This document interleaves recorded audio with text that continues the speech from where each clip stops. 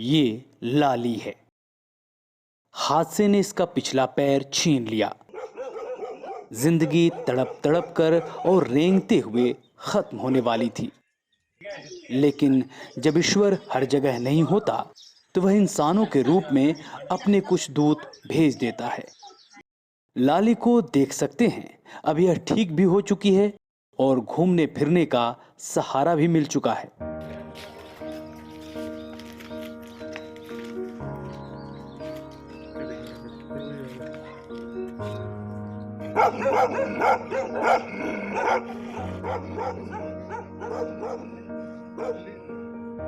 कहते हैं किसी सोसाइटी के लोग किस मिजाज के हैं, इसका अंदाजा इस बात से लगता है कि उस इलाके के कुत्ते किस तरह से हैं। यहाँ इन कुत्तों में कुछ को इनके मतलबी मालिकों ने बीमार होने पर छोड़ दिया तो कई रोड एक्सीडेंट या इलेक्ट्रिक फेंसिंग के शिकार हो गए। हिमाचल प्रदेश के धर्मशाला में ऐसे आवारा कुत्तों के लिए डार संस्था लगातार काम कर रही है। कुत्ते के अस्पताल के तौर पर इस एनिमल रेस्क्यू सेंटर में हर सुविधा मौजूद है। एक्सपर्ट डॉक्टरों और मेडिकल स्टाफ की टीम है। काफी लोग यहाँ वॉलंटियर्स भी हैं। एक इमरजेंसी फोन कॉल आने पर यहाँ आनन फानन मच जाती है। सेवा के लिए लोग तत्पर हो जाते हैं। और डायरिया वॉमिटिंग सिम्टम्स है कुछ? सर हमारा प्रोटोकॉल है कि पहले हम रेस्क्यू से पहले हम फ़ोटो या वीडियो व्हाट्सएप पे मांगते हैं, तो आप प्लीज़ एक फ़ोटो या वीडियो डॉग की ना इसी नंबर पे व्हाट्सएप कर दीजिए। मैं चेक करती हूँ, फिर मैं आपको कॉल बैक करके बताती हूँ कि हम कब तक आ सकते हैं।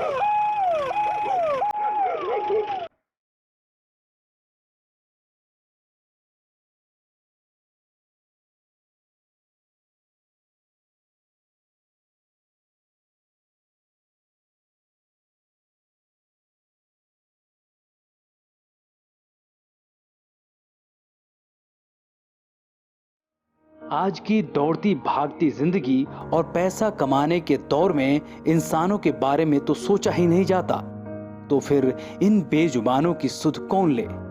ऐसे में हिमाचल आई एक अमेरिकन लेडी ने 2014 में इस एनिमल रेस्क्यू सेंटर को शुरू किया, जिसे अब पालमपुर की दो बहनें चला रही हैं। एक ने MBA किया है तो दूसरे ने इंजीनियरिंग। अब तमाम फजीहतों को झेलने के बावजूद यह काम अब इनके लिए मिशन बन चुका है। सर मुझे जानवरों से लगाव है, और दूसरी बात कि जब हम देखते थे जब स्टूडेंट्स थे तब देखते थे कि इनकी इतनी बुरी हालत होने के बावजूद कुछ ज़्यादा करता नहीं है। तो मैंने पर्सनली जब मैं एज स्टूडेंट भी पढ़ भी रही थी तब भी मैं स्टरलाइजेशन और ये सब कराती थी। मतलब डिफरेंट उसके, मैं पालमपुर से बिलोंग करती हूँ, तो मैं वहाँ पे जो डॉक्टर्स हैं पालमपुर वेटनरी हॉस्पिटल के, उनके थ्रू स्टरलाइजेशन करवाती थी। बट जब हमें धीरे धीरे पता लगने लगा NGOs के बारे में, तो फिर मैं इनके साथ जुड़ी और फिर मैंने फुल टाइम इनको ज्वाइन करने का सोचा। तो क्योंकि एक सबसे बड़ा चैलेंज ये होता है कि जब आप एक काम शुरू करते हैं तो आपको एक जगह की आवश्यकता होती है, और इस काम में तो बहुत ज़्यादा जगह की आवश्यकता है। और ऐसे में किस तरह मैनेज किया, किस तरह शुरुआत हुई? सर ये जो लैंड है ये हमने अभी रेंट पे ले रखी है। यहाँ पे जो लोकल इसके ओनर हैं इन्होंने हमें ये लैंड रेंट पे दी हुई है। तो इसी में हम स्टरलाइजेशन प्रोग्राम भी चलाते हैं, वैक्सीनेशन प्रोग्राम भी चलाते हैं, और हमारी अडॉप्शन और फीडिंग प्रोग्राम भी चलते हैं। वो सब हम यहीं से मैनेज कर पाते हैं। हम जब डिग्री लेते हैं तो समाज हमसे बौद्धिक होने से ज़्यादा हमारी सैलरी की ओर मुंह टिकाए ताकता है। हमारी भी महत्वाकांक्षा यही होती है।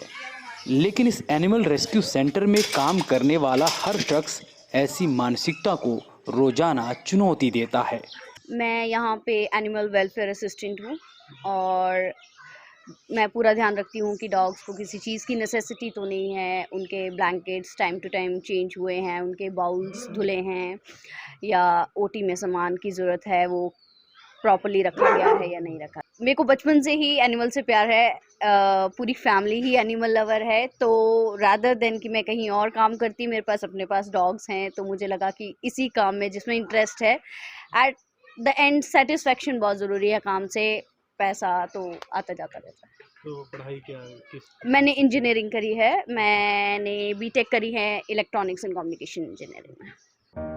यहाँ जानवरों का हर तरह से ख्याल रखा जाता है। बकायदा मरीज बनकर आए कुत्तों को उनके रोग के हिसाब से वार्ड भी बने हैं और बेड भी है।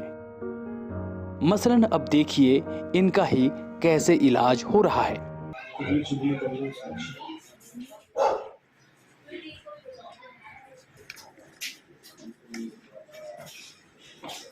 और स्ट्रे डॉग्स का ये है कि उनकी केयर करते नहीं है लोग ज़्यादा, क्योंकि बाहर देखते हैं तो यहाँ पे हमें अच्छा लगता है उनके साथ काम करके कि उनकी हम एक तरफ से सेवा भी कर रहे हैं, ट्रीटमेंट भी कर रहे हैं उनका। हमारे पास यहाँ पे मैक्सिमम केसेस आते हैं कोई हिट एंड रन केसेस के, जैसे किसी को गाड़ी वाले ने हिट कर दिया, फ्रैक्चर के केसेस। फिर हमारे पास स्किन डिजीज़ के बहुत केसेस आते हैं, फिर पैरासाइट्स के बहुत केसेस आते हैं, किसी को टिक फीवर हो रहा है या किसी को कुछ प्रॉब्लम है, क्योंकि थोड़ा न्यूट्रिशनल डेफिशिएंसीज भी होती हैं उनमें, तो उसकी वजह से भी काफ़ी प्रॉब्लम्स रहती हैं। ये बाकी वायरल आती है हमारे पास बीमारियाँ, जैसे पार्बो के केसेस आते हैं, डिस्टेम्पर के केसेस आते हैं। इंसान होने का असली फर्ज निभाने वाले इन देवदूतों के लिए कुछ चंद अल्फाज मुनीर नियाजी साहब से माजरत के साथ कहेंगे। अक्सर देर नहीं करते। किसी बेजुबां को आवाज देनी हो, उसकी जान बचानी हो, बीमार हो किसी भी हद तक दवा दारू लगानी हो, अक्सर देर नहीं करते। उसे प्यार चाहिए और छाती से लगाना हो, प्यार से पुचकारना हो या डांट कर चुप कराना हो, अक्सर देर नहीं करते। एक फोन कॉल और मीलों जाना हो, गली गली खंगालना हो, उसे रोटी देनी हो या ताउम्र पालना हो, अक्सर देर